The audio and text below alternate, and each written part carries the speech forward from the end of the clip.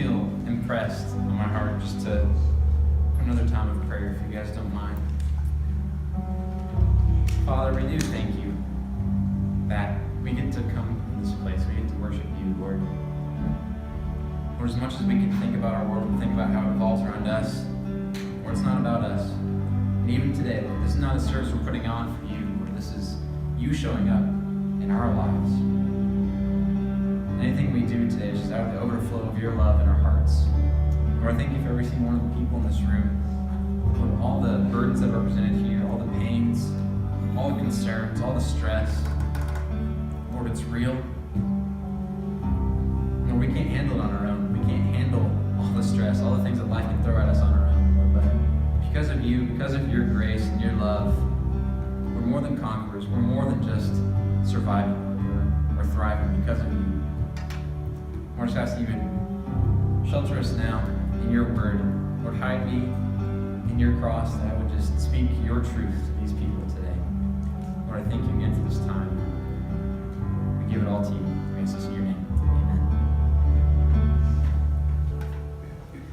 Amen. As I was kind of reading and studying this week for this sermon, it's one of those stories that, to be honest, I don't think I've ever actually heard a sermon on. And that was a little bit of a daunting task, but it's one of those stories that kind of puzzles you, kind of confuses you a little bit, like how in the world is it supposed to be something that God can use for his good. It's the story of Deborah. And so for those of you that have your Bibles, I'm going to go ahead and tell you to turn to Judges 4 in chapter 5. That's where we're going to be today.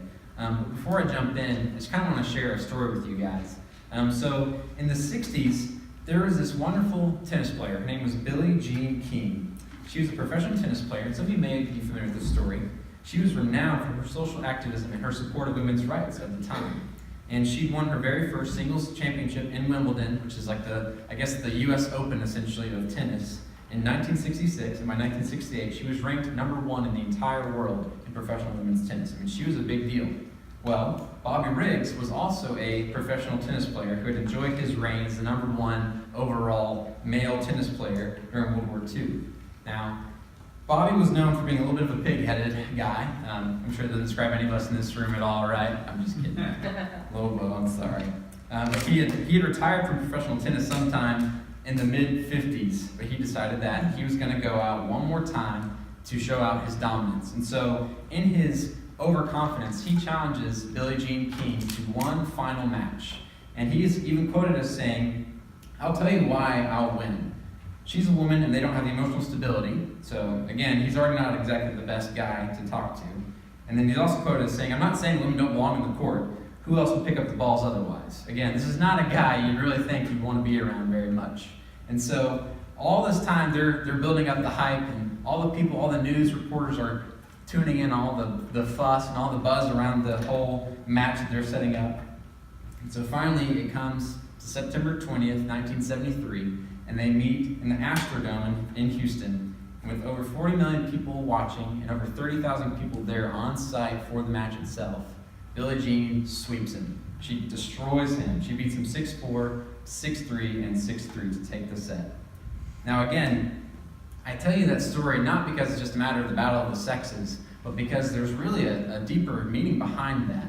There's kind of this idea that if you are preparing, if you are skilled, if you have abilities, and you are putting them in a place where you're going to win something, and someone is a little past their prime, they're a little bit older in their abilities and whatnot, more than likely the younger person's going to win, whether you're a guy or a girl or not. The story there, again, is just that no matter how much you think you may win, if you don't have the skills, if you don't have the ability, if you don't have the know-how, the preparation, the odds are going to be stacked against you no matter what.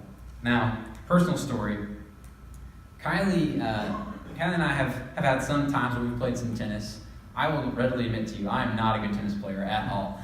She used to play tennis a little bit in high school, and she's taken me a couple times, and every time she just spanks me at it. I'm terrible at it. She's a pro compared to me. You'd think with this prime physique that I'm in, that should be this great tennis player, right? Yeah, you guys laughed. You got the joke. Thank you for laughing. Now I know what you really think about me. That's okay. But you'd think that I would be able to hold my own, right? But no, I mean, she's all over the court. She knows exactly the best way to hit it. I, on the other hand, if I try to hit it, it looks like more like a home run. I'm hitting it all the way over the fence. It's not a good way to play tennis. It's not how you win. But again, Billie Jean King, she was this woman that really knew what she was about. She knew how to play the game. She was renowned for her backhand. That was like her signature move. She was a pro, and Bobby Riggs was a pro too, but that's about 20 years past his prime. And so, again, it's not necessarily about all the sexes, but it's really about that preparation that Billie Jean was committed to. She was at the top of her game. Bobby Riggs was all about overconfidence. He's described as a chauvinist pig at one point as well by some news reporters. He was not a good guy. And so thankfully that day, the good person won, the bad person lost. And today, we get to look at this story in Judges 4 and 5. And it's about the story of Deborah. Now, again, it may not be a very well-known passage to you, well-known story, but looking at it this week, it was just amazing to me how God shows up in this story and the message that it has for us today. I'll be honest with you, it was something I had to really search for because, as we'll find out here in a little bit, it's a weird story. Like, it's one of those stories that just makes you think, why in the world is this a story in the Bible? And so just a little bit of pre-context for you. Judges, the entire book, is just crazy. It's about the roller coaster, really, of the relationship that the Israelites had with God. They were people that, at one point in time, they loved God, they were following His rules, and the next moment, before you know it, they're absolutely going the opposite way. They're worshiping pagan gods, worshiping idols.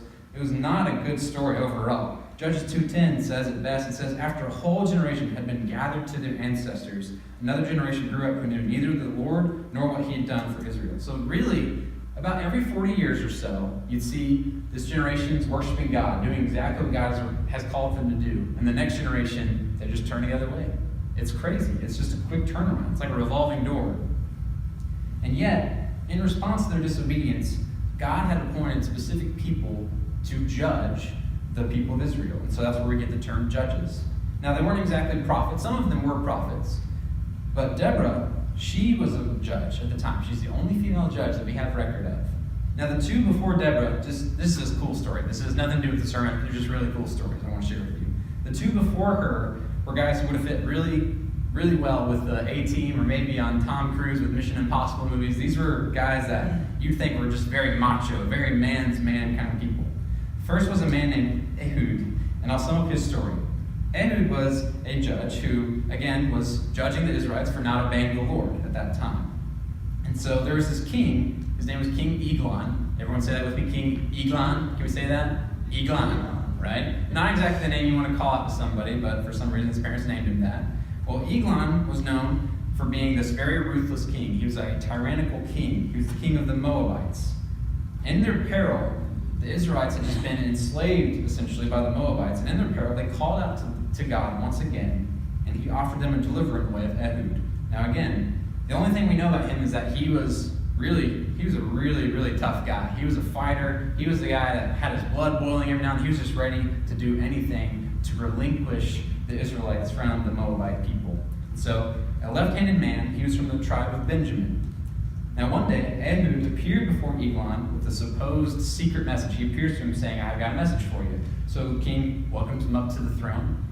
And lo and behold, Ehud was packing, or the equivalent of that day was he had this massive sword in his pocket. So he draws that sword, stabs the king, and because of the king's size, apparently, the sword actually ends up getting stuck inside of this guy's gut, and he dies. And so Ehud's sitting there thinking, what did I just do? And so he runs, he goes away, and he hides.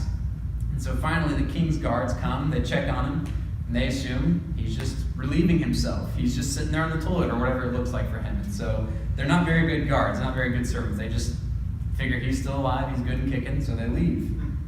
Well, Ehud then leaves the palace, he blows a horn, and the Israelite armies come in, sweep the castle, and destroy the Moabites. Yay, Israel saved once again. But, again, because it's the book of Judges, that doesn't last very long, and they go back in a downward spiral. So the next judge who appears, he's only in one verse, but it's Shagram, excuse me, let me double check that. I thought I'd written it in here. But his name, here we go, is Shamgar. Again, can we say that? Shamgar. Another way to remember him is that he's ShamWow, because it's amazing what he does. But one verse about him, only one verse about him. He is described as killing 600 Philistines with an ox goad. Now, again, I don't really know exactly what that's supposed to be used in agriculture, But that's not really an ideal weapon you'd probably think of for killing people, right? But instead, this guy, Shamgar, whatever you want to call him, killed 600 Philistines. And no big deal, just one guy, one ox goat, and there you go. Israel's delivered. But again, of course, it's the book of Judges, so they're not saved forever, and they go back into a downward spiral. Well, that's where we pick up, and we get to Deborah. Now, she was not a typical judge that you would think of by the Bible standards. She was not known for her military prowess. She was not known for her military tactics. She was known for assassinating oppressive kings or killing 600 people. That's not who Deborah was. She was simply known for being a judge. She's what you would probably think about as a judge. She was known for sitting under a palm tree, and people would come to her, whatever conflicts they had, whatever resolutions they needed to be solved. She was the person they would come to. And so she was known for being a judge. But she was also known for being a very wise leader and for listening to the voice of God. And when hearing it, she would respond accordingly. So that's where we pick up with her in verse 1. This will be on the screen if you don't have your Bibles with you. Again, the Israelites did evil in the eyes of the Lord, now that Ehud was dead. So the Lord sold them into the hands of Jabin, king of Canaan. Again, there are going to be lots of names. I apologize, but just stick with me, okay? So, let's see. Who reigned in Hazor. Sisera, the commander of his army, was based in Harosheth Hagoyim. Again, say that 5 times fast.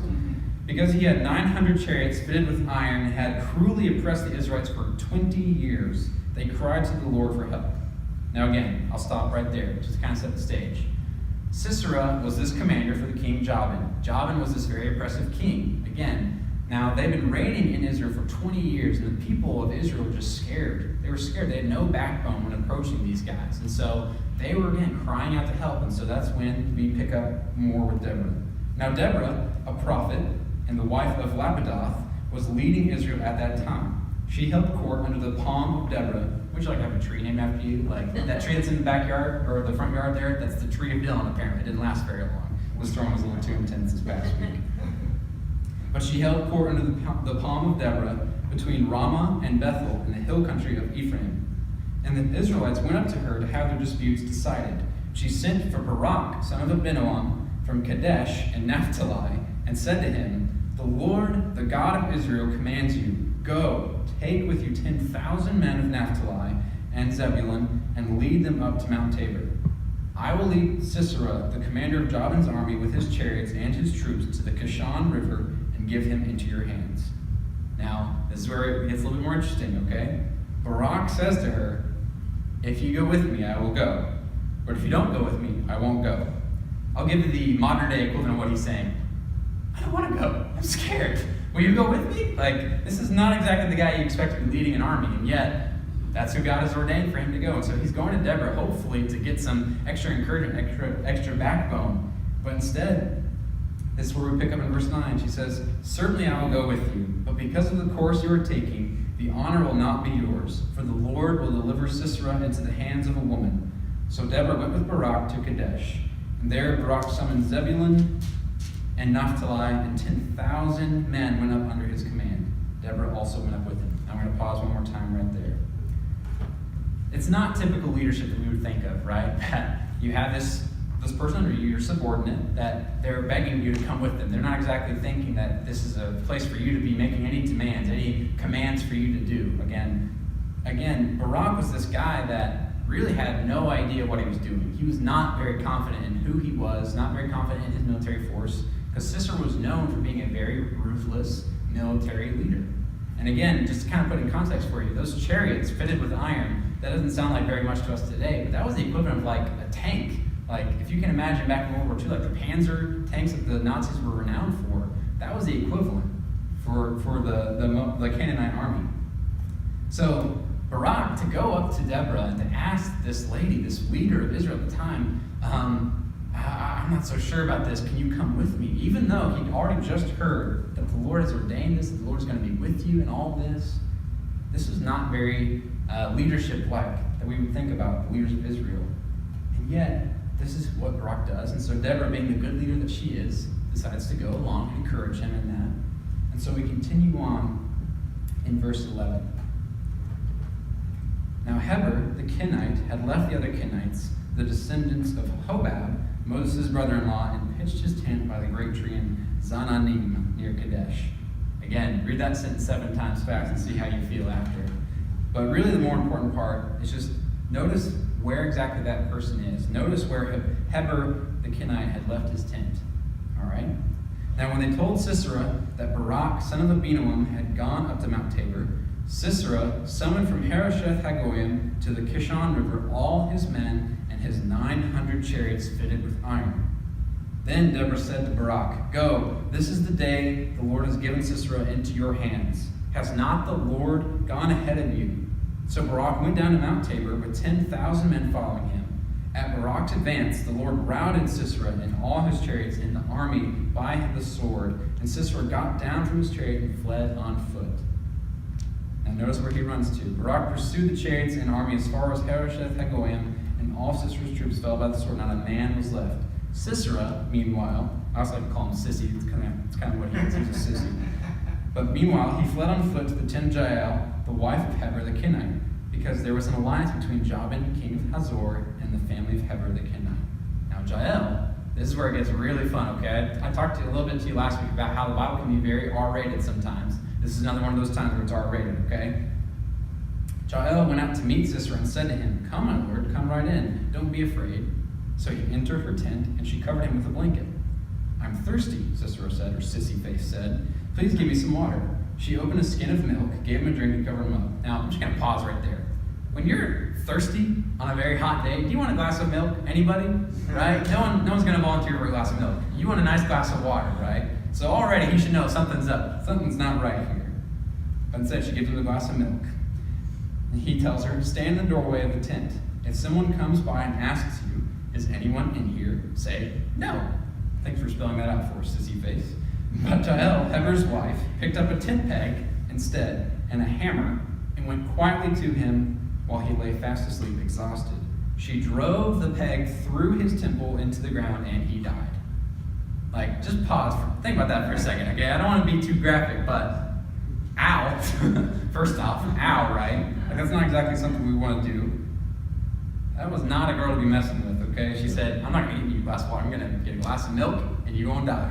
That's exactly what's going to happen, okay? This is not someone you really want to hang out with. Just then, Barak came by in pursuit of Sisera, and Jael went out to meet him. "Come," she said, "I will show you the man you're looking for." So he went in with her, and there lay Sisera with the tent peg through his temple, dead. Thanks again for telling us that. And on the day, God subdued Jabin, king of Canaan, before the Israelites, and the hand of the Israelites pressed harder and harder against Jabin, king of Canaan, until they destroyed him. Wow. Okay. A lot of crazy names, a lot of craziness in that story, but thank you for bearing with me. Deborah, again, was not this traditional judge, okay? She was not the one leading the fight. Her role in all this was to be an encourager, to be the person that was there to be the support. She was a cheerleader, essentially, and that's not a bad thing to say, just because she's a woman. She was very much a part of that, but she was not the person that was supposed to actually be fighting the Canaanite army. And yet, with her role being a judge, she was also a prophetess. And when we say that, it's not necessarily that she had this divine ability to know what was going to happen. She did talk about how Sisera was going to be delivered to the hands of a woman. That came true. But more about her role as a prophetess was also her ability to sing. A lot of the times in the Old Testament, we'll see that singing and praising God with musical instruments was a part of worship, was a part of prophesying over what was going to happen. So Deborah was a singer in a similar way to King David and to Moses' sister. Deborah offered God's praise through singing. In Judges 5, we're not going to read the whole thing, but in Judges 5, Deborah sings of the victory that God has delivered to the Israelites. And I want to highlight just a few verses where we see some of the more specific things that happen. In verses 4 and 5, "When you, Lord, went out from Seir, when you marched from the land of Edom, the earth shook, the heavens poured, the clouds poured down water. The mountains quaked before the Lord, the one of Sinai, before the Lord, the God of Israel." Now again, a lot of researchers that go into this story in the Bible, there's a lot of examples and evidence that would suggest that there was actually a landslide, that there was a huge rain that came. And so essentially you have the Israelites all the way up here on this mountain. You have this huge slope. And the only reason that Sisera actually even pursued the Israelites at all was because they had such a great number. They had the 10,000 soldiers with Barak and all his men. Now, when it rains like that, and there's an earthquake or whatever, again, those chariots, those things that make them so powerful, right? They're completely useless. A lot of it was just that their wheels probably got stuck in the mud, and so that's what allowed the Israelites just to swarm over them and destroy them, every single one of them. It wasn't a dramatic metaphor. It rained, rendering all of Sisera's army useless. Again, similar to the defeat of Nazi Germany that I mentioned before, the same way that the Nazis wanted to go into Russia and fight them, they couldn't actually survive all the mountains there in Russia. That's what actually ended up probably winning us the war, was because their tanks could not make it up the mountains, so that allowed all the Allied troops to destroy the Nazis. Again, what happened there is Barak and 10,000 men slaughtered their enemy, not because of something that they did, not because of something that they had the ability to do, but because God had allowed that to happen with rain and a mudslide, making Sisera's army useless. In verse 16 and 17, I'm going to highlight this as well. Why did you stay among the sheep pens to hear the whistling for the flocks? In the districts of Reuben there was much searching of heart. Gilead stayed beyond the Jordan, and Dan, why did he linger by the ships? Asher remained on the coast and stayed in his coves. Now again, this is a direct reference. If they had summoned the entire Israelite army, it probably would have been closer to about 100,000. Yet only two of the 12 tribes, gave their full support. And yet, despite that, they were still victorious. That's not, again, just because of something that they did, not because just those men were the best fighters in the world. It's because God delivered them into their hands. And finally, in verse 24, most blessed of women be Jael, the wife of Heber the Kenite, most blessed of twin-dwelling women. Now again, this is not exactly the ideal woman you probably think about in the Bible. She was tough, right? Gonna give you a glass of milk and she's gonna stab you. That's how she goes. It's her trademark move. But yet you get the reference. Notice it's back to 4:11. It's possible that Heber was fighting in the battle. It is possible that her husband was fighting. But just think about that coincidence for a second. Think about the odds of that. What are the odds that she's exactly there in that moment when Sisera is running away, being a little sissy face? Think about just how amazing it is that God would allow her to stay there just in that exact moment for her to take that victory for the Israelites. In the last verse, in verse 31, Deborah says one more time, so may all your enemies perish, Lord, but may all who love you be like the sun when it rises in its strength.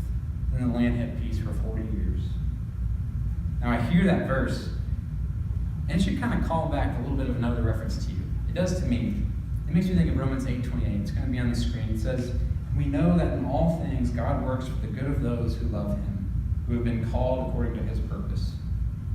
Now, we read all this. We read this crazy story, and we think, how in the world am I supposed to look in the mirror and think, oh yeah, Deborah, I totally get that, how that blesses my life. I don't understand that, right? I'll be honest with you. It was something I had to wrestle with personally this week. But I think there are several takeaways that we can kind of look at. First off, Sisera, in his own way, Sisera had a displaced faith. And what do I mean by that? I simply mean that he was totally at face value. Like, all his confidence was just based on how many chariots he had. His confidence only came from a place of, I'm the best military leader in the world, I know what I'm doing, I'm just going to go in there, I'm going to destroy them. Like, that was his mindset. He had a very displaced faith. He only had confidence in chariots and in numbers. There was no heart, there was no passion inside of him that actually made him have a reason to fight. It was just simply something to do for him. Secondly, the Israelites had a disappointing faith overall. They really did. Only 2 of the 12 tribes to actually show up and fight? Like, that's not right. The 10 tribes that settled for oppression, they couldn't unite enough just to fight their enemy. Now I get it. They're scared. They're scared of what's going to happen. They're scared of Sisera and his army. It's a scary time, and yet they didn't show up. That's kind of a disappointing faith. Third, we see that Barak had a doubting faith. He initially didn't trust God to deliver their victory over the enemy. And we saw that again in Judges 4:8, where he says, I'm scared. I'll go if you go with me, right? That's who Barak is. He's this guy that's not exactly sure of himself, not sure about where he stands in faith, not sure about where his role is in all this. And Barak's life is proof all at the same time that we are never too far from God to do something for him, right? We're never too far gone, we're never too weak in our faith for God to give up on us. Amen? Amen. God places people in our lives that will join us and encourage us, pick us up off our feet, and can help us along the journey. That's exactly what Deborah was. On the flip side, we see people where we have to keep our heart open to God's leading, and we need to be encouraging to them. Again, Deborah had no obligation to go with Barak. Her role was not to be a military leader. Her role was simply to be the judge, to help Israel be a better people. But yet, because of who she was, because of the heart that she had, she wanted to go encourage. She wanted to go see this victory through that God had promised them. So that's when we get to Deborah. And Deborah had a dynamic faith. She listens for the voice of God. She knows when it's Him, and she trusts Him, and she acts upon His command. Deborah's ministry is proof to us that God can and will use anybody who's available and obedient. I know I've said that before, but again, Deborah is proof to us that God can and will use anybody who's willing to be faithful and obedient to Him. We have no idea how old she was. There's no record about how old she was. She could have been 20, she could have been 120. Who knows? Again, the point is that she was faithful and obedient and available to go and do what God commanded her to do. And so, I hope, again, in sharing this crazy story in the Bible, as you kind of think about what it means for you to be a person of faith, we think for what it means for you to be a person in Lyman or in Duncan or just in Spartanburg County, what it means for you to be a person of faith. It doesn't always have to mean that you're going to go kill 600 Philistines, right? I'm not asking you to take down armies. We're not asking you to do anything crazy like that. But again, if you look at Deborah's life and her ministry, you can read back through it on your own sometime later today. Deborah was not this incredible person. She was wise, sure, and she gave great counsel. But she was not this person that was going to go tear down the walls and make sure everything's safe and sound, right? That's not who she was. And the same is true for you. You don't have to look in the mirror and you see yourself as this incredible leader. You don't have to see yourself as this incredible person of faith that's going to bring in thousands of people to God. By all means, I'm not going to stop you. But the only thing that you need to do is every single day, whatever decision is in front of you, if you can be a blessing to someone, if you can be an encouragement to someone, if you can bring truth to people's lives and light and hope, that's all you have to do. This series, Ordinary Heroes, I hope in the last couple weeks now, you've seen with King David, with Moses, and with Deborah now, these were not extraordinary people. They're just people. They're people from brokenness. They're people from a lot of sin, from hiding, from fleeing from God. In Moses' case, literally running away exactly from where you're supposed to be. Deborah's life is just, again, being faithful and obedient and available to whatever God had her to do. And so, kind of the application, if you will, for today. I don't know where you stand in your faith walk.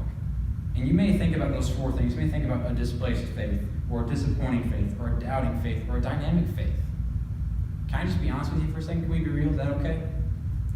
I see myself in every single one of those faiths at some point. And that's okay. I hope you see through all this, even when I don't have faith in the face of adversity, even when I don't have faith, when it seems like all the odds are stacked against us, there's still a purpose behind it.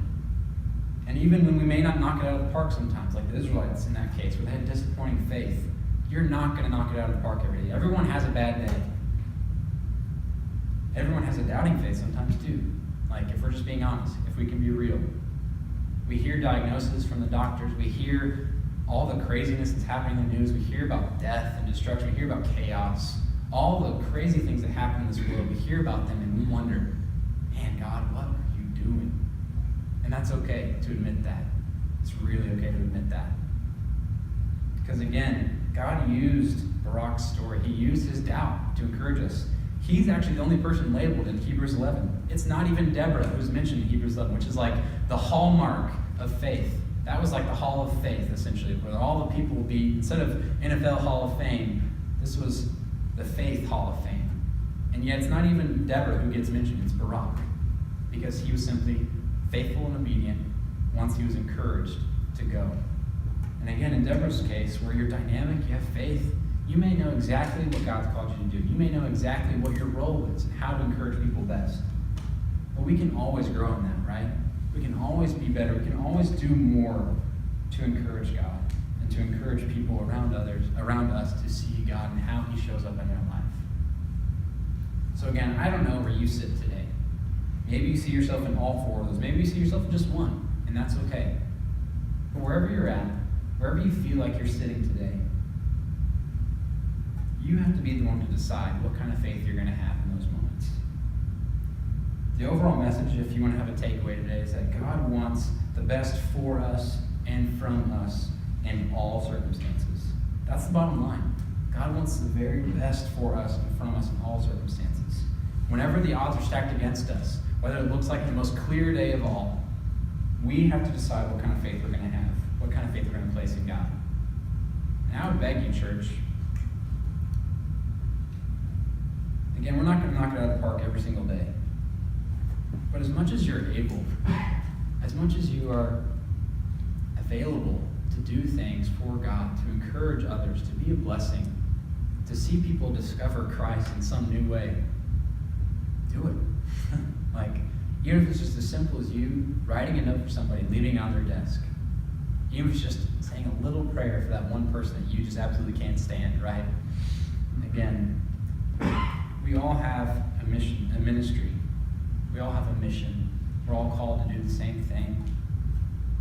So again, whatever scale you're looking at, if you're looking at an army in front of you, maybe you're just looking at one person that you have to have a conversation with. Do that thing you know you're supposed to do.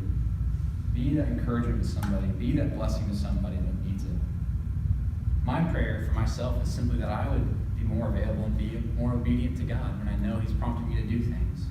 Like, as much as I hate sitting in grocery store lines, as much as I hate being in drive-thrus sometimes, I can be a little bit more patient, right? As much as we may hate to have that conversation with our kids when they're getting on our nerves, right? We may not want that conversation, but because it's something that we know we're supposed to do, we do it. When our spouse is disappointing us and we don't necessarily want to have open conflict, maybe we're scared of conflict, embrace it, lean into it, do the right thing. Would you bow your head with me this morning? Father God, Lord, you are so good to us. Lord, we have safety, we have shelter. Lord, you give us food, you give us jobs, you give us friends.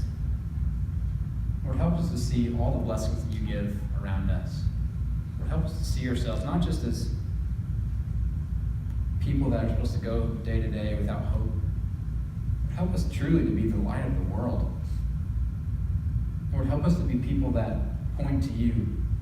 Even when our faith doesn't make sense to other people, Lord, help us to stay strong. Help us to be available in each other's lives, to encourage, to be a blessing to one another and to those outside of these walls. Lord, we just need more of you. We need more of your presence in our very lives, in our very hearts. So God, we just ask that you would come now in this moment. Lord, that whatever thoughts we may have, whatever preconceived notions we have about who we are, about what our faith should look like, Lord, would you just tear down those walls right now? Would you just reveal yourself to us? Lord, maybe we feel like we need to step it up in our faith. Maybe we need to let go of that one thing we're so terrified to let go of. Lord, whatever it looks like, we trust you. Lord, for those of us in the room that feel like we don't have opportunity to be a blessing, Lord, help us just to change our mind. Help us to realize that everywhere we go is an opportunity to be faithful, to be obedient to you. Lord, I thank you for your word. I thank you for the encouragement that it brings, that it offers us, and the hope that it brings. Lord, help us just now to go from this place completely different from when we came in. Lord, help us to realize that church is not something we come and do, but something that we are. So Lord, as we go outside of this building, that we would truly be your church, that we would be an encouragement to people, that we would bless others, that we would speak about you to someone that we need to talk to you about. Lord, we love you. Thank you again for these beautiful people in this room, for the encouragement they are to me. We ask this all in your name.